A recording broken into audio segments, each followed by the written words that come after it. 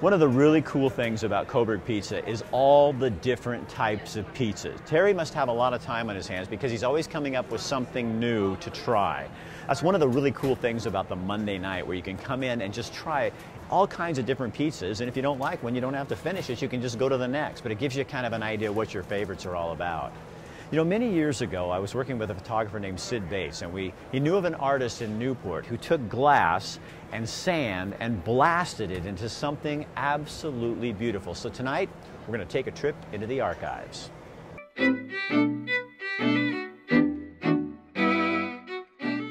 Newport has always based its economy on fishing and timber, but over the years, tourism and art have become the big thing. We're going to introduce you to a woman who found her gift in what sand can do to glass. Sitting on a hilltop high above Uquina Bay, Jill Pridgeon proves our vision doesn't have to be clear to be beautiful. I don't know where it came from, but I ended up being able to do this.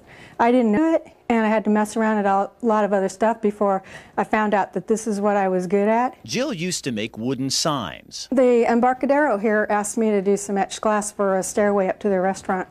And I didn't know how to do it, but like in most small business, just BS your way and say, of course I can do that for you, and then you find out how to do it. An accident.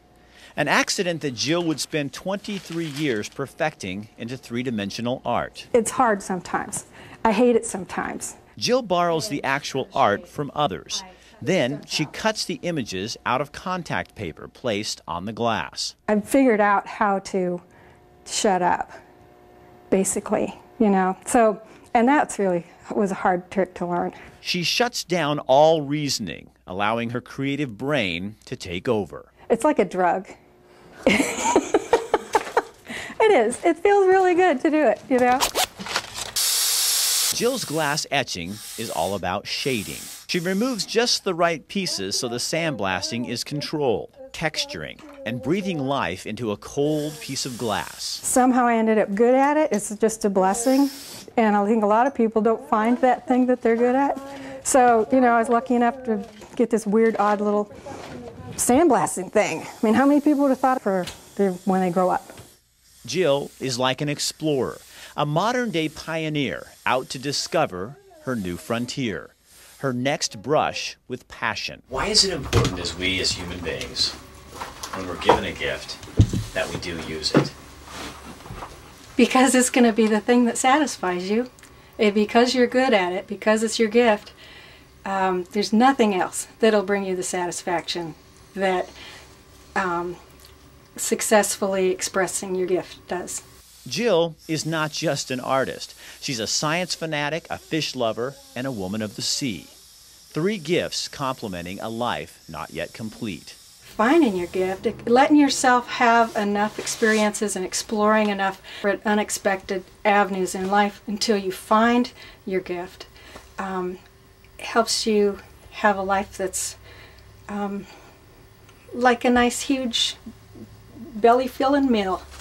You know, it's like a meal. And I'm hungry all the time. Jill's appetite is not satisfied. She knows there are more unexpected twists and turns in her life. I was given a gift to do it. And some people will pay me to do it. The fun part, the growth part, the part she yearns to realize is just an experience away. But you gotta try. God may give you the potatoes, but you're gonna have to plant them and weed them and water in them in order to get a crop, you know? So, yeah, you got a gift, you're gonna have to develop it through your own motivation. If there is a secret to Jill Pridgeon's motivation, it would be this. She doesn't want to fail, but that fear is not strong enough to keep her from trying.